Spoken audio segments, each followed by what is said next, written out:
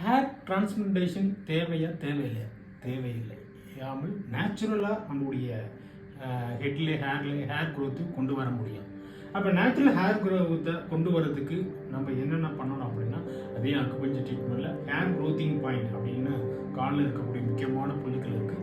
General ஹெல்த்தை improve பண்ணுறதுக்கான treatment method இருக்குது. அதே சேம் டைம் லோக்கலாக ஜென்ரல் ஹெல்த்தை இம்ப்ரூவ் பண்ணுற ட்ரீட்மெண்ட் கொடுத்துட்டு லோக்கலாக இருக்கக்கூடிய ஹேரை ஓப்பன் பண்ணணும். அப்போ இங்கே இருக்கக்கூடிய ஸ்கேல்பை கொஞ்சம் ஓப்பன் பண்ணிவிட்டோம்னா ஹேர் க்ரோத் ஈஸியாக க்ரோத் ஆகும். அப்போ எந்த இடத்துல ஹேர் க்ரோத் ஆகி ரொம்ப அடர்த்தி கம்மியாக இருக்கோ அந்த இடத்துல நீங்கள் என்ன பண்ணணும் அப்படின்னா, இப்போ டேப் பண்ணணும். ஹேமரிங் மெத்தட் அப்படின்னு சொல்லுவாங்க.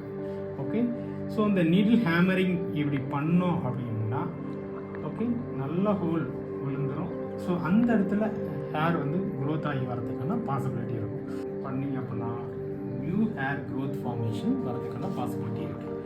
ஸோ ஆகையால் ஹேர் க்ரோத் ஆகணும் சார், எனக்கு ஹேர் அடர்த்தி ஆகணும், அடர்த்தி அதிகமாக ஆகணும். நிறைய பேர் இந்த இடத்துல முடி இருக்காது, இங்கே முடி இருக்காது, இந்த மாதிரி தாடியில் முடி வளரல, இங்கெல்லாம் ரொம்ப சொட்டையாக இருக்குது சார், இங்கே ரொம்ப அடர்த்தி குறைவாக இருக்குது அப்படின்னு நிறைய பேர் சொல்லுவீங்க.